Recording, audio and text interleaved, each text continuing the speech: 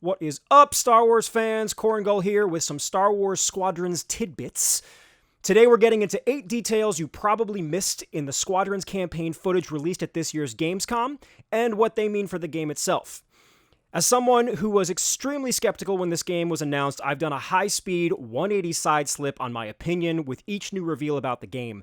I literally cannot remember being this excited for any game's launch in ever. In ever, John. In ever. As always, you can find me on Twitch at the link in the description below, and don't forget to like and subscribe this video. I'm Korngull, and here are 8 things you probably missed in the Star Wars Squadrons campaign reveal. Number 1. You get to fly with Wedge, freakin' Antilles. We already knew Wedge was in the game from the release trailer, but what's notable about the campaign footage is that towards the end of the video, there's a point where we see the player's ship flying close over the upper side of a Star Destroyer, and to their left, on screen, is a highlighted X-Wing with the name Wedge above it. Coupled with Wedge's mention of Rogue Squadron earlier in the footage, we now know that we are either going to be flying with or as a member of Rogue Squadron. This is also the first major mention of Rogue Squadron in a post-Return of the Jedi / Disney World that officially brings it into the updated canon. Number 2. Support class ships have their own hyperdrives. Not a hot take if you're familiar with either the U-Wing or TIE Reaper specs, but the support ship for either side of combat will have a hyperdrive. We also see several scenes where TIE fighters are picked up and dropped off by carrier ships. We clearly see a TIE Reaper enter hyperspace in the footage, and it leads me to wonder if that will be accounted for in any way as more than a cinematic effect in the campaign. Those of you who have played X-Wing Alliance know that they segmented its campaign where you would manually enter hyperspace and jump to multiple locations in a single mission. Doubtful this will be relevant to the multiplayer side of things, but still could be very cool in the campaign itself. Number 3. At least one mission type is Escort. It's glossed over in the chaos of the footage, but we got our first look into one of the mission types we can expect in the campaign. Escort. Protecting mission-critical craft from Rebel scum is cocked, locked, and ready to unload. Or, protect the New Republic from the Empire, if you're lame. Number 4.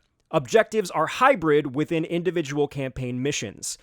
In the footage shown, provided they're not tricking us with editing, we see the player's craft enter hostile space ahead of a transport, disable platform defenses, allow the transport to land to extract a spy, then protect and escort that transport from reinforcements as they make their escape to the jump point.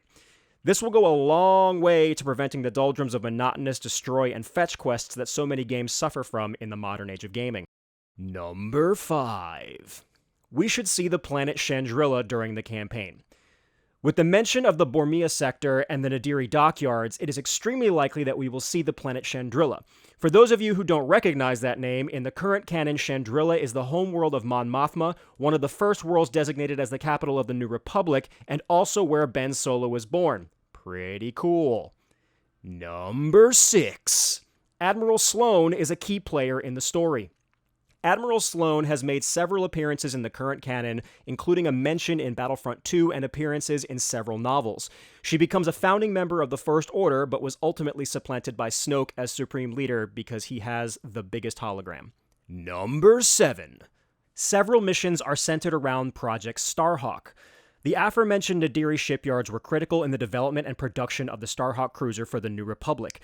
Many of the missions in this game, likely on both sides of the conflict, will center around attempting to destroy or protect their production. The Starhawk cruiser ultimately became integral at the Battle of Jakku, which ended the war with the Imperial Remnant. Last but not least, number 8. Sideslipping does not appear to involve energy transfer.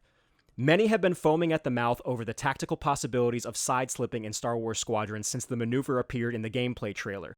We see a brilliant example of this in the campaign footage where the Imperial pilot, while protecting a Lambda shuttle from attacking New Republic reinforcements, performs a 180 sideslip and begins firing on the pursuing fighters. That's all well and awesome. Actually, it's just awesome. But what's notable here is what doesn't happen on the pilot's heads-up display, which is that there is no transfer of energy to or from the engines during the maneuver. Engines are at full thrust the entire time, which leads me to believe that side-slipping will occur in one of 2 ways, as an ability you can use with some sort of a cooldown in any fighter, or it will somehow be implemented through a component, or both. They're not mutually exclusive, but they are mutually amazing concepts. And that's it. I hope you enjoyed this video. Let me know in the comments below if you noticed anything else that I might have missed. And don't forget to like, subscribe, and catch me on Twitch. Until next time, Star Wars fans, this is your father's lightsaber. He murdered many children with it.